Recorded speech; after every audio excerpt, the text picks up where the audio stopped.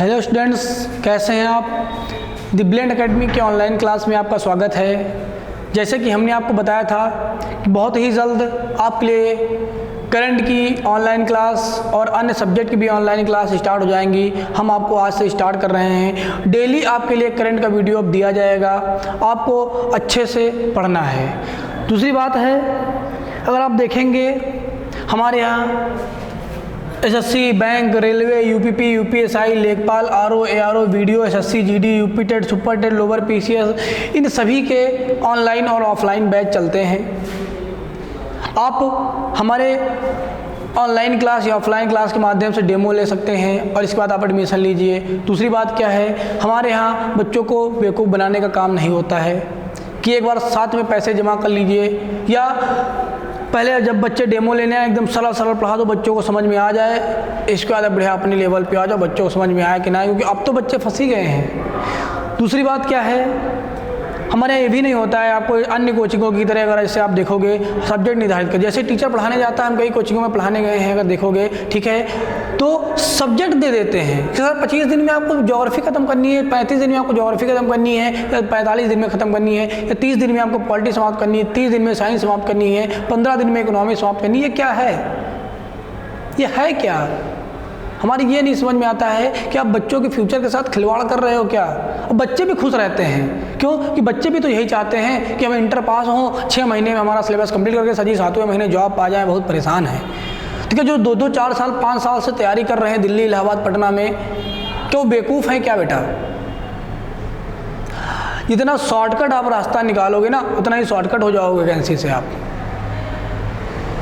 आपको अच्छे से तैयारी करनी है, 1 साल जम के मेहनत करनी है, पूरा 1 साल आप अपनी तैयारी को दीजिए।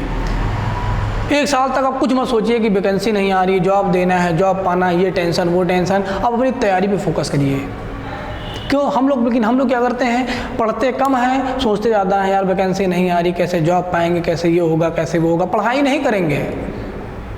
अरे आप पढ़ाई तो करो, आपको सोचना ही नहीं पड़ेगा कि किस जॉब से हम बाहर हो जाएंगे।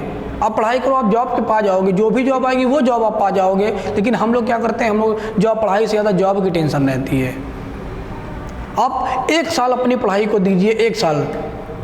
जितनी भी अच्छी कोचिंग है आप चले जाइए, वो सब बेटा 6-7 महीने में, 5 महीने में सिलेबस नहीं समाप्त करेंगी। वो सिर्फ लूटने वाली कोचिंगें होती हैं, जो आपको 5-6 महीने में ऑफलाइन समाप्त करके 2-4, 5-6 हज़ार रुपये लेकर छोड़ देती हैं। जाइए, पेपर में आए या ना आए उनकी कोई गारंटी नहीं होती है। दूसरी बात है, हम आपको यहाँ हर सब्जेक्ट अच्छे से पढ़ाएंगे, चाहे उसमें 30 दिन लगे, चाहे 35 दिन लगे, चाहे 40 दिन लगे, चाहे 50 दिन लगे, आपको अच्छे से पढ़ाया जाएगा। कोई देर निर्धारित नहीं होगा कि हम 25 दिन में ख़त्म कर देंगे ज्योग्राफी। अरे ख़त्म करना तो हम 15 दिन में कोई टीचर समाप्त कर सकता है, लेकिन पेपर में आएगी उसकी कोई गारंटी नहीं है बेटा। और पेपर का लेवल आप देख रहे हो, पेट के पेपर में मत जाइए, खिलवाड़ किए हैं बच्चों के साथ, ठीक है। पेट पेपर में मत जाइए। आप यूपीपी का पेपर उठा के देख लीजिए सन 2019 का, अब ग्रुप डी का पेपर देख लीजिए, अब एनटीपीसी का पेपर देख लीजिए, एकदम ग्रुप डी की जॉब है ये सब,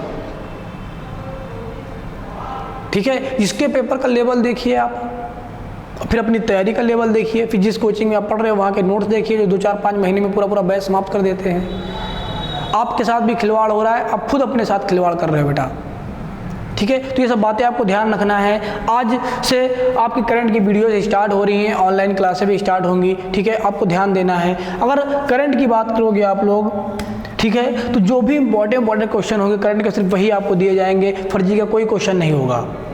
करंट आपको डेली, करंट पढ़ाने का जो तरीका होगा, अगर बात करेंगे करंट आपको कैसे पढ़ाया जाएगा, तो करंट पढ़ने का जो बेटा कई तरीके होते हैं अगर देखोगे, लेकिन हमारे हिसाब से जो सबसे अच्छा तरीके की अगर बात कर रहे हो करंट, तो करंट आप डेली पढ़िए, ठीक है। करंट आप क्या करिए, करंट आपकी अगर बात करेंगे तो करंट आप डेली पढ़िए, वीकली वाला भी वीडियो देखिए, ठीक है, मंथली वाला भी वीडियोस देखिए, और सबसे अच्छी बात है कुछ ना करना हो बेटा तो टॉपिक वाइज, ठीक है। मतलब आप डेली करंट अगर देखेंगे तो आपको बहुत ज़्यादा मेहनत नहीं करनी पड़ेगी कि जब पेपर हो बस 5 दिन में पूरे साल का करंट रट रहे हैं, करंट के चक्कर में सब सब्जेक्ट नहीं पढ़ पा रहे हैं, एकदम टेंशन है, ये सब कुछ नहीं। डेली आप 2-4 क्वेश्चन पढ़िए, ज़्यादा नहीं, 2-4-5 क्वेश्चन डेली पढ़िए।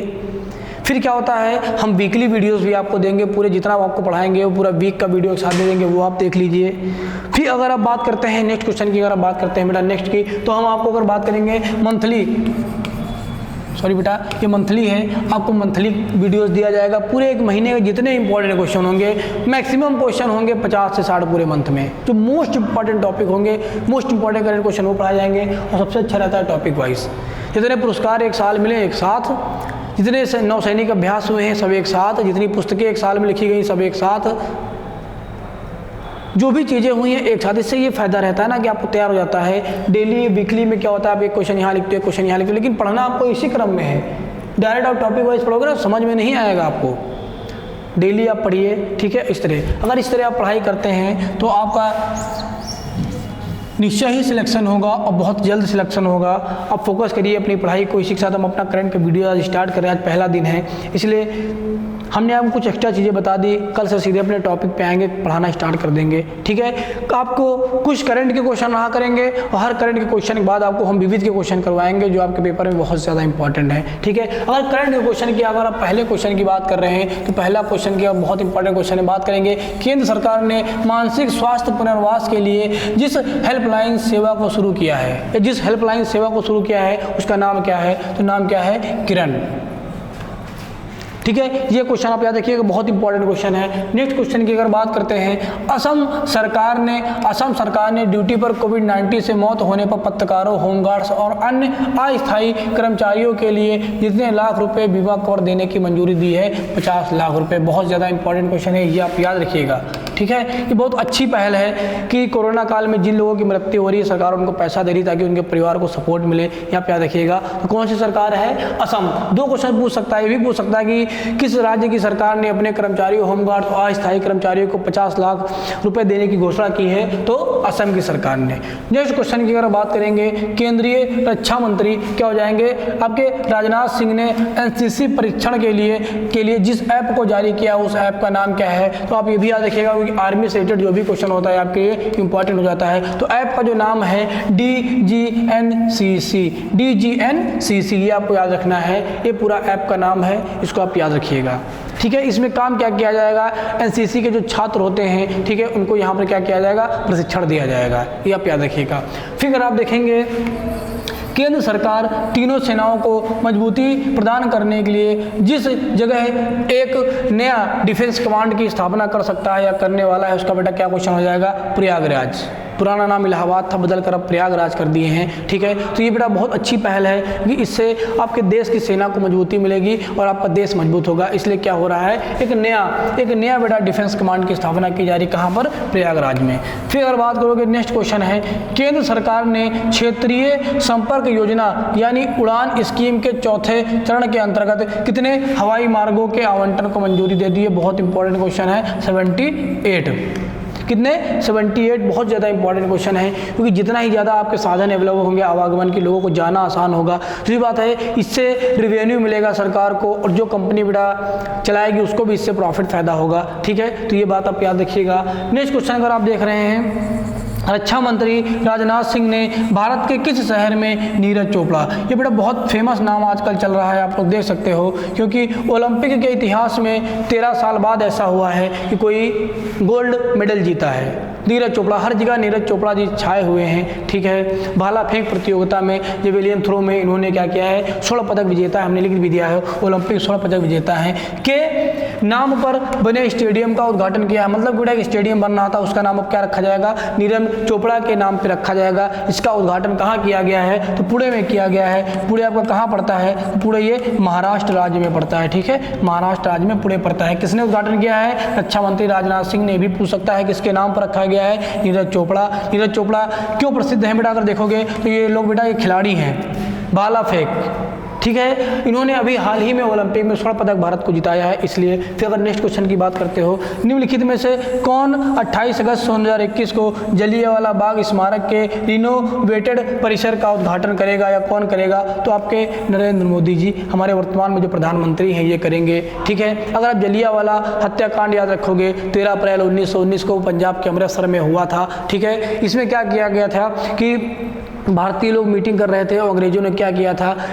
बहुत सारे अंग्रेजों ने क्या किया था, आए, भारत के जो लोग थे जहाँ मीटिंग कर रहे थे बाग में, उस दरवाजे को बंद किया और अंधाधुंध गोलियां बरसाना शुरू किया, बहुत से लोग मारे गए थे। ठीक है, तो ये बात आप याद रखिएगा। फिर अगर आप बात करोगे, हाल ही में गुआम के अपतटीय क्षेत्र में 4 दिवसीय मालाबार अभ्यास भारत के संग किन किन देशों के बीच शुरू हुआ है? बेटा आर्मी के अभ्यास बहुत इंपॉर्टेंट हो जाते हैं।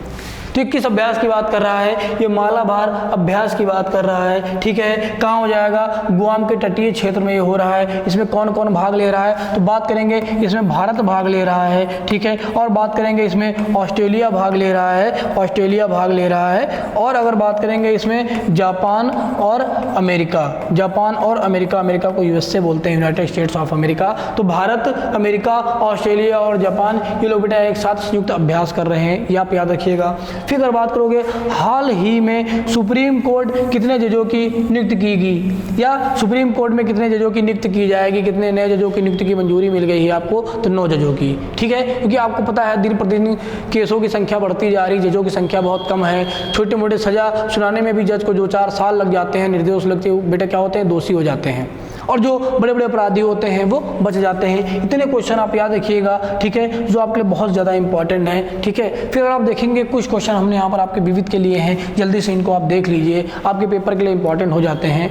बात करेंगे, अगर पहला क्वेश्चन है, महात्मा गांधी जी को राष्ट्रपिता किसने कहा था? मोस्ट इंपॉर्टेंट है, तो सुभाष चंद्र बोस जी ने कहा था। मोस्ट इंपॉर्टेंट क्वेश्चन है। पहले इन दोनों लोगों के बीच में बेटा मतभेद था, इनके विचारों में आपस में इनकी नहीं बनती थी। क्यों? क्योंकि आपको पता है गांधी जी शांति के पुजारी थे।